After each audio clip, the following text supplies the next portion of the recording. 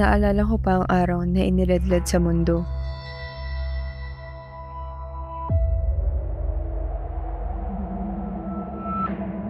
Ang daigbatan. Isang salamangkang tinali ang daigdig. Sa ating munting mga globo, sa simpleng pagdiin, nasa kamay na natin ang mundo. Tayo ay pinagkaisa.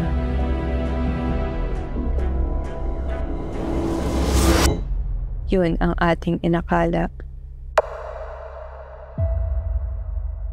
Sa paggamit ng tao sa dalawang ito, ang kanilang saloobin at palagay ay tumagas na rin dito. Hayop ng mga otoridad. Sila inaasahan protektahan, halalan, sila pa pala mga mandadaya.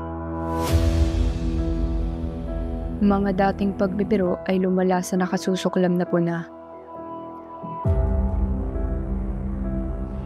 Ano ba yung pinagsasabi mo? Dumi na utak mo ng mga komunista.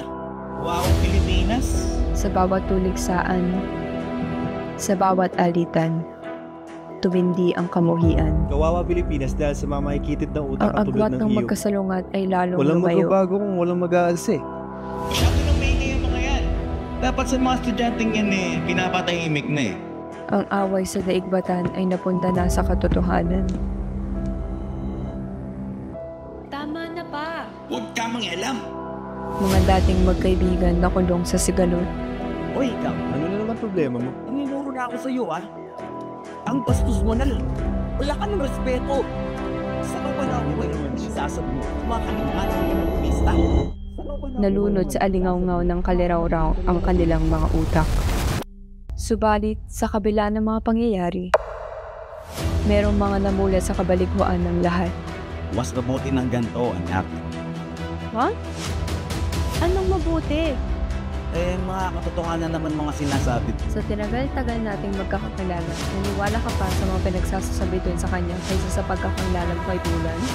Ngayon, nakabatay sa kanila, hindi ganun ang tatay ko. Alam ko pero... Upang mapakita sa iba, kilala mo naman yun, na diskurso ang sagot. Ano kung tungkol sa mga kababayan mo? Walang ginagawang maraming mga taga-sama. Ayan, nagpapadala kayo sa mga haka-haka eh. Bago mahuli ang lahat.